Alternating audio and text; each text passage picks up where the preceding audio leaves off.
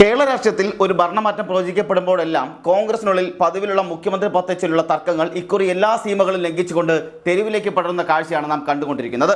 നിയമസഭാ തെരഞ്ഞെടുപ്പ് ഫലം വരാൻ ദിവസങ്ങൾ മാത്രം ബാക്കി നിൽക്കെ UDF-ൽ അധികാരം ഉറപ്പാണെന്ന അതിരുകടന്ന വിശ്വാസത്തിൽ മുതിർന്ന നേതാക്കൾ തമ്മിലുള്ള വടംവലി മൂർച്ഛിച്ചുകൊണ്ടേയിരിക്കുകയാണ്. ഗ്രൂപ്പ് സമവാക്യങ്ങൾക്കെല്ലാം അപ്പുറം MLA-മാരെ സ്വന്തം പാളയത്തിലെത്തിക്കാനുള്ള ചാക്കിട്ടുപിടുത്തം അണിയറയിൽ ഇതിനോടകം തന്നെ സജീവമായി കഴിഞ്ഞിട്ടുമുണ്ട്. A ഗ്രൂപ്പും I ഗ്രൂപ്പും സതീശൻ പക്ഷവും തമ്മിലുള്ള ഈ അധികാര യുദ്ധം UDF-ന്റെ കെട്ടുറപ്പിനെ തന്നെ ബാധിക്കുന്ന തരത്തിലേക്കാണ് വളർന്നുകൊണ്ടിരിക്കുന്നത്. സംസ്ഥാനത്തെ രാഷ്ട്രീയ സാഹചര്യത്തിൽ മുസ്ലിം ലീഗിന്റെ നിലപാട് നിർണായകമാണെന്ന തിരിച്ചറിവ് എല്ലാ പക്ഷത്തിനും ഉണ്ടാകുന്നുണ്ട്. UDF-ൽ ലീഗിനല്ലാതെ മറ്റൊരു ഘടകകക്ഷികൾക്കും മുഖ്യമന്ത്രിയെ നിയന്ത്രിക്കാനുള്ള വീറ്റോ പവർ ഇല്ലെന്ന ബോധ്യത്തിൽ രമേശ് ചെന്നിത്തലയും VD സതീശനും അതുപോലെ തന്നെ KC വേണുഗോപാലും ലീഗ് നേതൃത്വത്തെ തങ്ങളുടെ പക്ഷത്തേക്ക് അടുപ്പിക്കാനുള്ള കരുക്കളെല്ലാം നീക്കിക്കൊണ്ടേയിരിക്കുകയാണ്. മുൻകാലങ്ങളിൽ ഉമ്മൻചാണ്ടിയും K കരുണാകരനും തമ്മിൽ നിലനിന്ന ഗ്രൂപ്പ് വൈര്യത്തെക്കാൾ അപകടകരമായ രീതിയിലാണ് ഇപ്പോഴത്തെ തർക്കങ്ങളെല്ലാം മുന്നോട്ട് പോകുന്നത്. മുഖ്യമന്ത്രി മോഹൻ തലയ്ക്ക് പിടിച്ചതോടെ നേതാക്കളുടെ പ്രതിച്ഛായ വർദ്ധിപ്പിക്കാൻ PR ഏജൻസികൾ നടത്തുന്ന ഇടപെടലുകൾ വ്യക്തി അധിക്ഷേപത്തിലേക്ക് വഴിമാറിയത് വലിയ വിവാദങ്ങൾക്ക് കാരണമായിട്ടുമുണ്ട്. കൊച്ചിയിൽ VD സതീശനെതിരെ ഉയർന്ന ഫ്ലക്സ് ബോർഡുകൾ ഇതിന്റെ ഒടുവിലത്തെ ഉദാഹരണം കൂടിയാണ്. രമേശ് ചെന്നിത്തലയെ പുകഴ്ത്തിയും സതീശനെ PR കുമാരൻ എന്ന പരിഹസ്യമാണ് ബോർഡുകൾ പ്രത്യക്ഷപ്പെട്ടതും. കോൺഗ്രസ് ഫാമിലി എന്ന പേരിൽ വന്ന ഈ ബോർഡുകൾക്ക് പിന്നിൽ കൃത്യമായ ഗൂഢാലോചന ഉണ്ടെന്നാണ് സതീശൻ പക്ഷവും ആരോപിക്കുന്നത്. പഴയ കാലത്തെ പോസ്റ്റർ യുദ്ധങ്ങളെ അനുസ്മരിപ്പിക്കുന്ന രീതിയിലാണ് ഈ നീക്കങ്ങളെല്ലാം. സോഷ്യൽ മീഡിയയുടെ കാലത്ത് ഇവ സൃഷ്ടിക്കുന്ന ആഘാതം അത്രത്തോളം വലുതുമാണ്. അച്ചടക്കത്തിന്റെ അതിർവരമ്പോ ലംഘിച്ചുള്ള ഈ അധികാര കൊതിയിൽ രാഹുൽ ഗാന്ധിയും AICCയും കടുത്ത അതിർത്തി ഇതിനോടകം തന്നെ പരസ്യമായി പ്രകടിപ്പിച്ചിട്ടുമുണ്ട്. കേരളത്തിലെ നേതാക്കളുടെ പോർവിളികൾ തെരഞ്ഞെടുപ്പ് വിജയ സാധ്യതയെ ബാധിക്കുമെന്ന് രാഹുൽ മുന്നറിയിപ്പ് നൽകിയിട്ടും നേതാക്കളൊന്നും അടങ്ങുന്ന മട്ടുമില്ല. ഫലം വരുന്നതിന് മുമ്പേ കസേരയ്ക്കായി കടുപിടി കൂട്ടുന്ന അല്ലെങ്കിൽ കടുപിടി കൂട്ടിക്കൊണ്ടിരിക്കുന്ന പ്രവണത മറ്റൊരു സംസ്ഥാനത്തും കാണാത്താണെന്ന് രാഹുൽ ഗാന്ധി അമർഷം പ്രകടിപ്പിക്കുകയും ചെയ്തിട്ടുണ്ട്. APCC അധ്യക്ഷൻ നൽകിയ കർശന നിർദ്ദേശങ്ങൾ പോലും മുതിർന്ന നേതാക്കൾ വകവയ്ക്കുന്നില്ല എന്നുള്ളതും ഹൈക്കമാൻഡിനെ ചൊടിപ്പിച്ചിട്ടുമുണ്ട്. തർക്കം തുടരുന്ന സാഹചര്യത്തിൽ തെരഞ്ഞെടുപ്പിന് ശേഷം ആര് നയിക്കണമെന്ന കാര്യത്തിൽ രാഹുൽ ഗാന്ധി തന്നെ അന്തിമ തീരുമാനമെടുക്കുമെന്നുള്ളതാണ് പുറത്തു വരുന്ന സൂചനകളെല്ലാം. ഒരു ഗ്രൂപ്പിന്റെ സമ്മർദ്ദത്തിന് വഴങ്ങാതെ ഹൈക്കമാൻഡ് നേരിട്ട് മുഖ്യമന്ത്രിയെ പ്രഖ്യാപിക്കുന്ന രീതിയിലേക്ക് കാര്യങ്ങൾ നീങ്ങിക്കൊണ്ടിരിക്കുകയാണ്. മുസ്ലിം ലീഗിന്റെ നിലപാടാണ് ഈ കളിയിലെ യഥാർത്ഥ മാസ്റ്റർ കീ എന്ന് പറയുന്നത്. VD സതീശനുമായി ലീഗിന് അടുത്ത ബന്ധമുണ്ടെന്ന പ്രചരണം ശക്തമാണെങ്കിലും ചെന്നിത്തലയുടെ അനുഭവ സമ്പത്തിനെയും ദീർഘകാലത്തെ ബന്ധത്തെയും തള്ളിക്കളയാനും ലീഗിന് കഴിയില്ല. അതുപോലെ തന്നെ KC വേണുഗോപാലിലൂടെ ഹൈക്കമാൻഡിനെ സ്വാധീനിച്ച് പദവി ഉറപ്പാക്കാൻ ശ്രമിക്കുന്ന മൂന്നാം പക്ഷവും സജീവമായി ഉണ്ടാകുന്നുണ്ട്. PR വർക്കിലൂടെയുള്ള പ്രതിച്ഛായ നിർമ്മാണം പാർട്ടിക്കുള്ളിൽ വലിയ ഭിന്നതയാണ് ഇപ്പോൾ തന്നെ സൃഷ്ടിച്ചിരിക്കുന്നത്. താഴെത്തട്ടിലുള്ള അണികൾക്കിടയിലും ഈ ഗ്രൂപ്പ് ഒരു വലിയ ആശയക്കുഴപ്പം ഉണ്ടാക്കുന്നുമുണ്ട്. നേതാക്കളെ അനുകൂലിച്ചും പ്രതികൂലിച്ചും സോഷ്യൽ മീഡിയയിൽ നടക്കുന്ന സൈബർ പോരാട്ടം പരിധി വിട്ടിരിക്കുന്ന സാഹചര്യമാണ് ഇപ്പോൾ ഈ നിമിഷം പോലും നിലനിൽക്കുന്നത്. പരസ്പരം ചെളിവാരി എറിയുന്ന ഈ രീതി കോൺഗ്രസിന്റെ ഐക്യത്തിന് പോറലേൽപ്പിക്കുന്ന കാര്യത്തിൽ രാഷ്ട്രീയ നിരീക്ഷകർ പോലും ചൂണ്ടിക്കാട്ടുന്ന കാര്യമാണ്. ഉറപ്പായും അത് കോൺഗ്രസിന് നാണക്കേട് മാത്രമായിരിക്കും ഉണ്ടായിക്കൊണ്ടിരിക്കുക. ദീപാദാസ് മുൻഷി മുഖേന രാഹുൽ ഗാന്ധി നൽകിയ മുന്നറിയിപ്പുകൾ അവഗണിക്കപ്പെട്ടാൽ കടുത്ത അച്ചടക്ക നടപടികൾ ഉണ്ടാകുന്ന സൂചനകളും പുറത്തു വരുന്നുണ്ട്. ആര് മുഖ്യമന്ത്രിയാകണം എന്നതിനേക്കാൾ പാർട്ടിയുടെ പ്രതിച്ഛായ എങ്ങനെ നിലനിർത്താം എന്നതിനാണ് രാഹുൽ ഗാന്ധി മുൻഗണന നൽകുന്നത്. തെരഞ്ഞെടുപ്പ് ഗോതയിൽ വിയർപ്പൊഴുക്കിയ സാധാരണ പ്രവർത്തകർക്കിടയിൽ നേതാക്കളുടെ ഈ കസേരക്കളി വലിയ നിരാശ തന്നെ പടർത്തുന്നുമുണ്ട്. UDF-ലെ മറ്റ് ഘടകകക്ഷികളായ കേരള കോൺഗ്രസ് ജോസഫ് ഭാഗം അതുപോലെ തന്നെ അതിർത്തി പരസ്യമാക്കി തന്നെ രംഗത്ത് വന്നിട്ടുണ്ട്. തെരഞ്ഞെടുപ്പ് ഫലം വരുന്നതിന് മുമ്പേ തന്നെ ഇത്തരം ചർച്ചകൾ നടക്കുന്നത് ജനങ്ങൾക്കിടയിൽ തെറ്റായ സന്ദേശം നൽകുമെന്നാണ് അവർ പറയുന്നത്. മുന്നണിയുടെ വിജയ സാധ്യതയെ തുരങ്കം വയ്ക്കുന്ന ഇത്തരം നീക്കങ്ങൾ അവസാനിക്കണമെന്നാണ്, അല്ലെങ്കിൽ അവസാനിപ്പിച്ചേ മതിയാകുമെന്നാണ് ലീഗ് നേതൃത്വം ആവശ്യപ്പെട്ടുകൊണ്ടിരിക്കുന്നത്.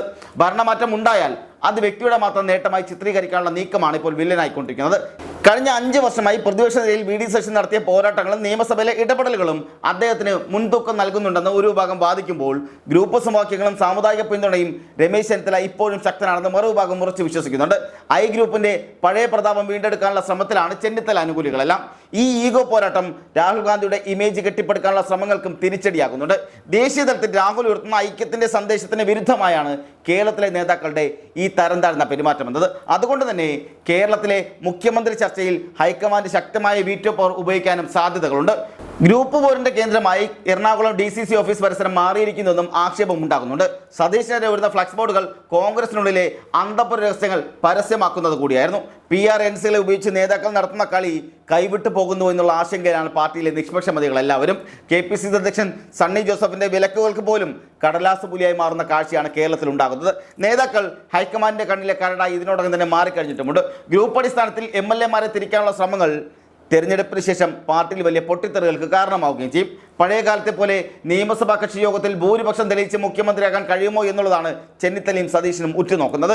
സതീശൻ ചെന്നിത്തല പോരിനിടയിൽ ഒരു കറുത്ത കുതിരയായി KC വേണുഗോപാൽ ഉയർന്നു വരുമോ എന്നുള്ളതും രാഷ്ട്രീയ കേന്ദ്രങ്ങൾ ഉറ്റുനോക്കുന്നുണ്ട്. ഡൽഹിയിലെ സ്വാധീനം ഉപയോഗിച്ച് KC ഈ കളിയിൽ വിജയിക്കുമോ എന്നുള്ളതാണ് ഏവരും ഉറ്റുനോക്കുന്നതും. AICCയിൽ വലിയ സ്വാധീനമുള്ള വേണുഗോപാലിന് രാഹുൽ ഗാന്ധിയുമായുള്ള അടുത്ത ബന്ധം അനുകൂല ഘടകം കൂടിയാണ്. തെരഞ്ഞെടുപ്പ് ഫലം വരുന്ന മെയ് മാസത്തിലേക്ക് കേരളം കടക്കുമ്പോൾ കോൺഗ്രസിനുള്ളിലെ ഈ ഉൾപ്പോര് കൂടുതൽ രൂക്ഷമാകാനേ സാധ്യതയുള്ളൂ. ഹൈക്കമാൻഡ് എത്ര കർശന നിലപാടെടുത്താലും മുഖ്യമന്ത്രി കസേരയ്ക്ക് വേണ്ടിയുള്ള ഈ അധോലോക യുദ്ധം അവസാനിക്കുമെന്ന് കരുതാനും കഴിയില്ല. വ്യക്തിപരമായ അധിക്ഷേപങ്ങളിലേക്ക് ഇവരെ കടന്നത് കോൺഗ്രസിൻ്റെ അല്ലെങ്കിൽ കോൺഗ്രസ് രാഷ്ട്രീയത്തിൻ്റെ തന്നെ പതനമായിട്ടാണ് രാഷ്ട്രീയ നിരീക്ഷകർ പോലും ഇതിനെ വിലയിരുത്തുന്നത്. മാന്യമായ രാഷ്ട്രീയ സംവാദങ്ങൾക്ക് പകരം വ്യക്തിഹത്യ നടത്തുന്നത് വോട്ടർമാർക്കിടയിൽ പാർട്ടിയുടെ വിശ്വാസത്തെ തന്നെ തകർക്കുകയും ചെയ്യും. രാഹുൽ ഗാന്ധിയുടെ അതിർത്തി ഇത്തരമൊരു പശ്ചാത്തലത്തിൽ ഏറെ പ്രസക്തവുമാണ്. മുമ്പ് AK ആന്റണിയും കരുണാകരനും തമ്മിലുണ്ടായിരുന്ന പോരിന് സമാനമായ സാഹചര്യമാണ് ഇപ്പോഴുള്ളതെങ്കിലും അന്നണികൾക്ക് നേതാക്കളോടുണ്ടായിരുന്ന വിധേയത്വം ഇന്ന് സോഷ്യൽ മീഡിയ കാലത്ത് ചോദ്യം ചെയ്യപ്പെടുന്നുമുണ്ട്. ഗ്രൂപ്പുകൾ മാറിയും തിരിഞ്ഞ് പരസ്പരം പാരപണിയുമ്പോൾ നഷ്ടമാകുന്നത് കോൺഗ്രസിൻ്റെ പാരമ്പര്യമാണ്.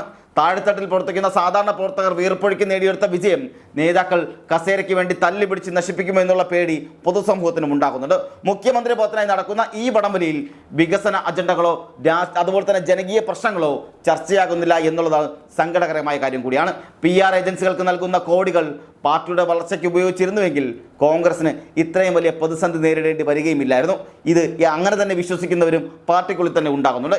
KC വേണുഗോപാലിന്റെ കടന്നുവരവ് പഴയ AA ഗ്രൂപ്പ് സമവാക്യങ്ങളെ അട്ടിമറിച്ചിരിക്കുക കൂടിയാണ്. ഇതിനെ പ്രതിരോധിക്കാൻ ചെന്നിത്തലയും സതീശനും ഒന്നിക്കുമോ അതോ പരസ്പരം പാരപണിയുമോ എന്നതും കണ്ടറിയേണ്ടിയിരിക്കുന്നു. കേരള രാഷ്ട്രീയത്തിലെ ചരിത്രത്തിൽ ഗ്രൂപ്പ് പോര് പലപ്പോഴും ഭരണനഷ്ടത്തിന് കാരണമായിട്ടുമുണ്ട്. 1990കളിലെ കരുണാകരൻ ആന്റണി പോര് ഇന്നും കോൺഗ്രസ് പ്രവർത്തകരുടെ മനസ്സിൽ ഉണങ്ങാത്ത മുറിവായി നിലനിൽക്കുന്നുമുണ്ട്. ആ ചരിത്രം ആവർത്തിക്കുമോ എന്നുള്ളതാണ് വോട്ടർമാരുടെയും ആശങ്ക. മെയ് മാസത്തിലെ ഫലം വരുന്നത് വരെ ഈ അധികാര യുദ്ധം തുടരുമെന്ന കാര്യം ഉറപ്പ് തന്നെയാണ്. ഓരോ ഗ്രൂപ്പും സ്വന്തം അജണ്ടകളുമായി മുന്നോട്ട് പോകുമ്പോൾ കേരളത്തിന്റെ ഭാവി തീരുമാനിക്കുന്ന നിർണായക പദവിയിലേക്ക് ആരാണ് എത്തുക എന്നുള്ളതും സസ്പെൻസായി തുടരുകയും ചെയ്യുന്നുണ്ട്. ഹൈക്കമാൻഡ് ഒരു സർപ്രൈസ് പേര് പ്രഖ്യാപിക്കാനുള്ള സാധ്യതകളും തള്ളിക്കളയാനാവില്ല. അങ്ങനെ വന്നാൽ കേരളത്തിലെ മുതിർന്ന നേതാക്കളുടെ രാഷ്ട്രീയ ഭാവിയെ തന്നെ അത് ബാധിക്കുകയും ചെയ്യും. ഗ്രൂപ്പ് വൈര്യത്തിൻ്റെ പേരിൽ പാർട്ടി പിളർന്ന ചരിത്രവും കേരളത്തിലെ കോൺഗ്രസിനുണ്ടാകുന്നുണ്ട്, അല്ലെങ്കിൽ ഉണ്ടായിട്ടുമുണ്ട്. ആ സാഹചര്യം ഒഴിവാക്കാൻ രാഹുൽ ഗാന്ധിക്ക് എത്രത്തോളം കഴിയുമെന്നതാണ് എല്ലാവരുടെയും കണ്ണുണ്ടാകുന്നത്, അല്ലെങ്കിൽ എല്ലാവരും ഉറ്റുനോക്കുന്നത്. ഭരണഘടനയും ജനാധിപത്യ മൂല്യങ്ങളും ഉയർത്തിപ്പിടിക്കുന്ന ഒരു പാർട്ടിയിൽ അധികാരത്തിനായി ഇത്രത്തോളം തരം താഴ്ന്ന നീക്കങ്ങൾ നടക്കുന്നത് അത്യന്തം ഖേദകരം കൂടിയാണ്.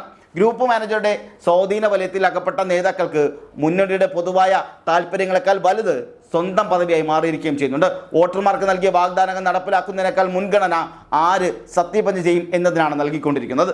താഴെത്തട്ടിലെ വികാരങ്ങൾ ഉൾക്കൊള്ളാൻ കഴിയാത്ത നേതാക്കൾ ഹൈക്കമാൻഡിനെ തെറ്റിദ്ധരിപ്പിക്കാനുള്ള ശ്രമങ്ങളും നടത്തുന്നുമുണ്ട്.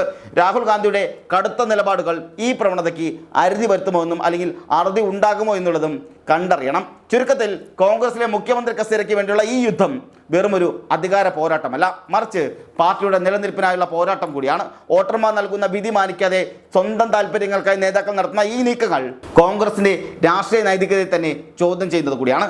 വരും ദിവസങ്ങളിൽ കൂടുതൽ നാടകീയ രംഗങ്ങൾ കേരളം സാക്ഷ്യം വഹിക്കുകയും ചെയ്യും, അതും ഉറപ്പുള്ള കാര്യമാണ്. രാഹുൽ ഗാന്ധി നേരിട്ട് കേരളത്തിലെത്തി സ്ഥിതിഗതികൾ വിലയിരുത്താനും നേതാക്കളുമായി ചർച്ച നടത്താനും സാധ്യതയുമുണ്ട്. ഹൈക്കമാൻഡിന്റെ നിർദ്ദേശങ്ങൾ പാലിക്കാതെ നേതാക്കൾക്കെതിരെ കടുത്ത നടപടികൾ ഉണ്ടായാൽ മാത്രമേ പാർട്ടി ഈ ഒരു അച്ചടക്കമില്ലായ്മയ്ക്ക് ഒരു പരിഹാരം ഉണ്ടാകുള്ളൂ. മെയ് 4 ഫലം വരുമ്പോൾ അധികാരത്തിലെത്താൻ ആവശ്യമായ ഭൂരിപക്ഷം UDF ലഭിച്ചാൽ പിന്നീട് കാണുന്നത് കോൺഗ്രസ് ചരിത്രത്തിൽ തന്നെ ഏറ്റവും വലിയ അധികാര വടംവലികളിൽ ഒന്നുകൂടിയായിരിക്കും. പാർട്ടിക്കുള്ളിലെ ഈ പോര് കാണുമ്പോൾ സാധാരണ ജനങ്ങൾ ചോദിക്കുന്നത് ഒന്നേയുള്ളൂ: ഇവർ ഭരിക്കാനോ അതോ തല്ലിപിടിക്കാനാണോ വരുന്നത്? ഈ ചോദ്യത്തിന് ഉത്തരം നൽകേണ്ട ബാധ്യത ഇപ്പോൾ കലഹിക്കുന്ന നേതാക്കൾക്കും ഉണ്ടാകുന്നുണ്ട്. പാർട്ടിയുടെ ഭാവിയേക്കാൾ കസേരയ്ക്ക് വില കൽപ്പിക്കുന്ന ഈ നേതാക്കൾക്ക് കാലം മാപ്പ് നൽകില്ല. മെയ് മാസത്തിലെ ആ നിർണായക ദിനങ്ങൾക്കായി കേരളം ഉറ്റുനോക്കുമ്പോൾ കോൺഗ്രസിലെ ഈ ഉൾപ്പോര് ഒരു വിലാപമായി മാറുമോ അതോ ഒത്തുതീർപ്പിലൂടെ ഒരു ശുഭപര്യവസാനം ഉണ്ടാകുമോ എന്നുള്ളതാണ് ഏവരും കാത്തിരിക്കുന്നത്. അധികാരത്തിന്റെ ഇടനാഴികളിൽ പുകയുന്ന ഈ ഗ്രൂപ്പുകളിൽ ഒടുവിൽ ആര് ജയിക്കുമെന്നതിനേക്കാൾ പ്രധാനം കേരളത്തിന്റെ രാഷ്ട്രീയ സംസ്കാരം എങ്ങനെ സംരക്ഷിക്കപ്പെടും എന്നുള്ളത് കൂടിയാണ്.